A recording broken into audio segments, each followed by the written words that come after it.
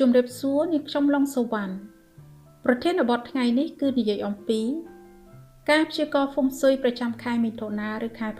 6ខែកក្កដាឬខែ7ខែសីហាឬខែ8ឆ្នាំ2025ខែមិថុនាឬខែ6វិធីបង្កើនសំណាងល្អតាមបែបហ្វុងស៊ុយដើម្បីជៀសវាងបញ្ហាផ្សេងៗដើម្បីជួយបង្កើនសុភមង្គលក្នុងក្រុមគ្រួសារនិងដើម្បីនាំមកនូវភាពល្អប្រសើរឡើងក្នុងជីវិតនៅក្នុងខែនេះលោកអ្នកគួរតែជៀសវាងការប្រើប្រាស់ទិសខាងកើតទិសខាងត្បូងទិសខាងជើងឈៀងខាងកើតទិសខាងជើងនិងទីតាំងកណ្ដាលផ្ទះឬទីតាំងកណ្ដាលបន្ទប់ជាកន្លែងដំណេកឬជាកន្លែងធ្វើការងារផ្សេងៗជាពិសេសអ្នកដែលមានវ័យចំណាស់ឬអ្នកដែលមានសុខភាពទន់ខ្សោយឬអ្នកជំងឺឬស្ត្រីមានផ្ទៃពោះឬទារកឬក្មេងតូចៗជាដើមបន្ថែមលើនេះផងដែរលោកអ្នកក៏មិនគួរមានការបង្កសំឡេងរំខានដូចជាការដំឬស្វានឬជួសជុលឬបើកទូរទស្សន៍ឬច្រៀងខារ៉ាអូខេឬបើកចម្រៀងកងរំពងឬមានការកាប់ដើមឈើឬមានកម្មវិធីដ៏អធិកអធមនៅទិសទាំងនេះនោះទេម្យ៉ាងទៀតចូលជៀសវាងការអុជទៀនធូបបន់ស្រន់ផ្សេងឬមានធាតុភ្លើងនៅទិសខាងកើតទិសខាងត្បូងទិសខាងជើងឈៀងខាងកើតនិងទីតាំងកណ្ដាលផ្ទះឬទីតាំងកណ្ដាលបន្ទប់ទោះបីជាការដាំស្លក៏ដោយប្រសិនបើទ្វារចេញចូលគេហដ្ឋានដែលលោកអ្នកចាំបាច់ត្រូវតែប្រើប្រាស់ឬមានបង្អួចស្ថិតនៅលើទីតាំងនៃទិសណាមួយដោយដែលបានជម្រាបជូននេះលោកអ្នកគួរតែព្យាយាមបើកឲ្យបានតិចបំផុតតាមតែអាចធ្វើបាន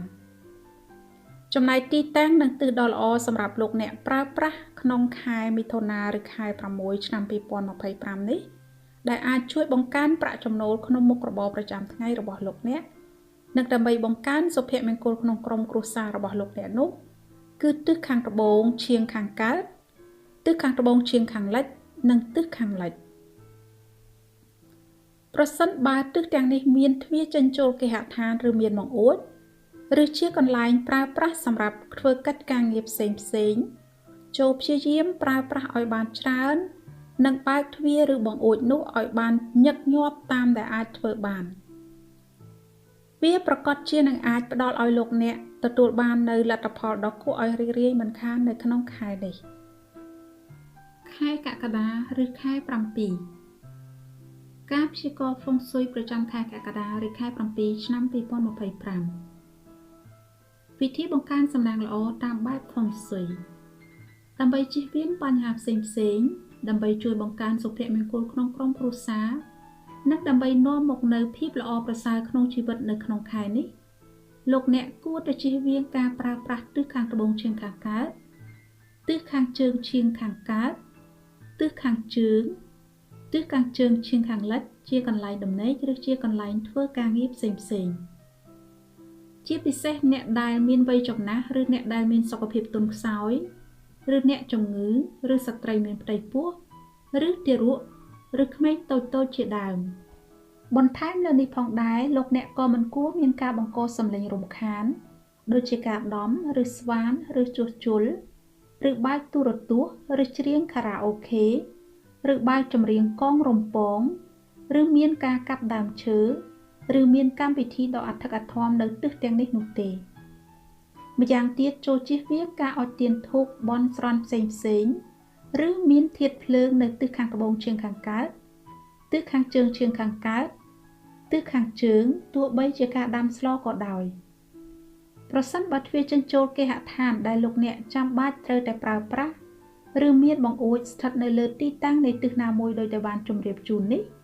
លោកអ្នកគួរតែព្យាយាមបើកឲ្យបានតិចបំផុតតាមដែលអាចធ្វើបានចំណែកទីតាំងនិងទិសដ៏ល្អសម្រាប់លោកអ្នកប្រើប្រាស់ក្នុងខែកក្កដាឆ្នាំ2025នេះដែលអាចជួយបង្កើនប្រាក់ចំណូលក្នុងមុខរបរប្រចាំថ្ងៃរបស់លោកអ្នកនិងដើម្បីបង្កើនសុភមង្គលក្នុងក្រុមគ្រួសាររបស់លោកអ្នកនោះគឺទិសខាងកើតទិសខាងត្បូងទិសខាងលិច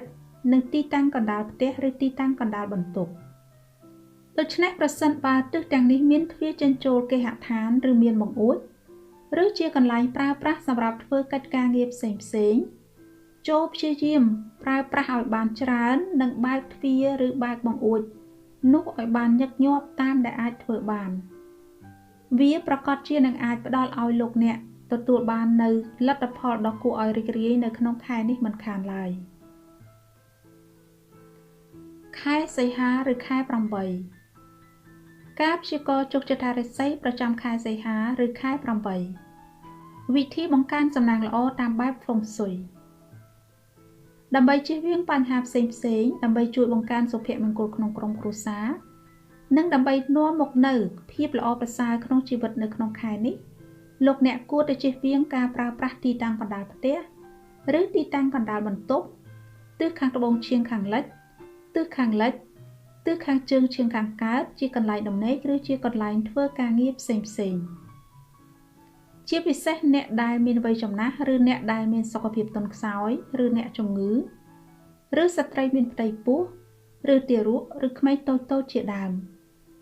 បន្ថែមលើនេះផងដែរលោកអ្នកក៏មិនគួរមានការបង្កសំឡេងរំខានដូចជាការដំឬស្វានឬជួសជុលឬបើកទូរទស្សន៍ឬច្រៀងខារ៉ាអូខេឬបើកចម្រៀងកងរំពងឬមានការកាប់ដើមឈើឬមានកម្មវិធីដ៏អធិកអធមនៅទិសទាំងនេះនោះទេម្យ៉ាងទៀតចូលជៀសវាងការអុជទៀនធូបបន់ស្រន់ផ្សេងៗឬមានធាតុភ្លើងនៅទីតាំងកណ្ដាលផ្ទះឬទីតាំងកណ្ដាលបន្ទប់ទិសខាងត្បូងឈៀងខាងលិចទិសខាងជើងឈៀងខាងកើតទោះបីជាការដាំស្លក៏ដោយប្រសិនបើទ្វារចេញចូលគេហដ្ឋានដែលលោកអ្នកចាំបាច់ត្រូវតែប្រើប្រាស់ឬមានបង្អួចស្ថិតនៅលើទីតាំងនៃទិសណាមួយដោយតែបានជម្រាបជូននេះលោកអ្នកគួរតែព្យាយាមបើកឲ្យបានតិចបំផុតតាមដែលអាចធ្វើបានរីឯទីតាំងនិងទិសដ៏ល្អសម្រាប់លោកអ្នកប្រើប្រាស់ក្នុងខែសីហាឆ្នាំ2025នេះដែលអាចជួយបង្កើនប្រាក់ចំណូលក្នុងមុខរបរប្រចាំថ្ងៃរបស់លោកអ្នកនិងដើម្បីបង្កើនសុភមង្គលក្នុងក្រុមគ្រួសាររបស់លោកអ្នកនោះគឺទិសខាងត្បូងឈៀងខាងកើតទិសខាងត្បូងទិសខាងជើងនិងទិសខាងជើងឈៀងខាងលិចប្រសិនបើទិសទាំងនេះមានទ្វារចេញចូលគេហដ្ឋានឬមានបង្អួចឬជាកន្លែងប្រើប្រាស់សម្រាប់ធ្វើកិច្ចការងារផ្សេងៗចូលព្យាយាមប្រើប្រាស់ឲ្យបានច្រើននិងបើកទ្វារឬបើកបង្អួចនោះឲ្យបានញឹកញាប់តាមដែលអាចធ្វើបានវាប្រកាសជានឹងអាចផ្ដល់ឲ្យលោកអ្នកទទួលបាននៅលទ្ធផលដ៏គួរឲ្យរីករាយនៅក្នុងខែនេះមិនខានឡើយអ្នកត្រូវការឱសថធម្មជាតិដែលផលិតនៅប្រទេសអាល្លឺម៉ង់សម្រាប់ព្យាបាលជំងឺសម្លាក់ឆ្អឹងជំនួយឆ្អឹងជំនួយភ្នែកជំនួយសួតសម្រួលដល់ផ្លូវដង្ហើមព្យាបាលក្រពះនិងពោះវៀនព្យាបាលតម្រងនោមជួយសម្រួលដល់ប្រព័ន្ធសរសៃប្រសាទសម្រាប់អ្នកដែលមានបញ្ហាផ្លូវចិត្តគិតច្រើនខឹងច្រើនគេងមិនលក់ជាដើមសូមបញ្ជាក់ថាវាជាឱសថដែលលក់នៅលើទីផ្សារនៃប្រទេសអាល្លឺម៉ង់ដែលត្រូវបានត្រួតពិនិត្យយ៉ាងត្រឹមត្រូវពីក្រសួងសុខាភិបាលនៃប្រទេសអាល្លឺម៉ង់ដូច្នេះប្រសិនបើលោកអ្នកត្រូវការឱសថប្រភេទណាមួយសម្រាប់ជាជំនួយដល់សុខភាពរបស់លោកអ្នកក្នុងតម្លៃសមរម្យដើម្បីជាជំនួយដល់សេដ្ឋកិច្ចក្នុងក្រុមគ្រួសារនិងមិនមានហានិភ័យចំពោះសុខភាពសូមទំនាក់ទំនងមកកាន់នាងខ្ញុំតាមរយៈទំព័រ Facebook នេះឬតាមរយៈ Telegram 0049 17 8205 2147នោះលោកអ្នកពិតជាមិនខុសបំណងឡើយប្រសិនបើលោកអ្នកត្រូវការការប្រឹក្សាយោបល់អំពីហ្វុងស៊ុយក្នុងការសាងសង់គេហដ្ឋានថ្មីឬជួសជុលគេហដ្ឋានឬរៀបចំគេហដ្ឋានសម្រាប់រស់នៅឬជាគំនិតនៃការរចនាប្លង់ផ្ទៃខាងក្នុងនៃគេហដ្ឋានឬការសាងសង់អគារដើម្បីធ្វើពាណិជ្ជកម្មផ្សេងៗឲ្យត្រូវតាមរចនាបថរបស់ហ្វុងស៊ុយលោកអ្នកអាចទំនាក់ទំនងមកកាន់នាងខ្ញុំតាមរយៈទំព័រ Facebook ដែលបានបង្ហាញជូននៅលើវីដេអូនេះឬលោកអ្នកអាចទំនាក់ទំនងមកកាន់នាងខ្ញុំតាមរយៈ WhatsApp 0049 17 8205 2147នោះលោកអ្នកពិតជាមិនខុសបំណងឡើយប្រសិនបើលោកអ្នកយល់ថាការព្យាករណ៍នេះអាចផ្ដល់ជាអត្ថប្រយោជន៍ល្អសម្រាប់ជីវិតរស់នៅសូមចែករំលែកទៅកាន់ក្រុមគ្រួសារមិត្តភ័ក្តិនិងអ្នកផ្សេងទៀតផងនាងខ្ញុំសង្ឃឹមថាការព្យាករណ៍នេះអាចផ្ដល់ជាប្រយោជន៍សម្រាប់ការយល់ដឹងដើម្បីជាជំនួយដល់សេចក្តីសុខផ្ទាល់ខ្លួននិងជាការបង្កើនសុភមង្គលក្នុងក្រុមគ្រួសាររបស់លោកអ្នកផងដែរនាងខ្ញុំសូមគោរពថ្លែងអំណរគុណយ៉ាងជ្រាលជ្រៅចំពោះពេលវេលាដ៏មានតម្លៃរបស់លោកអ្នកដែលបានតាមដានទស្សនាតាំងពីដើមរហូតដល់ចប់ នាងខ្ញុំសូមគោរពជូនពរដល់លោកអ្នកនិងក្រុមគ្រួសារឲ្យទទួលបាននូវសេចក្តីសុខនិងសុភមង្គលគ្រប់ពេលវេលានាងខ្ញុំឡុងសុវណ្ណសូមជម្រាបលានិងជួបគ្នានៅការព្យាករណ៍បន្តបន្ទាប់ទៀត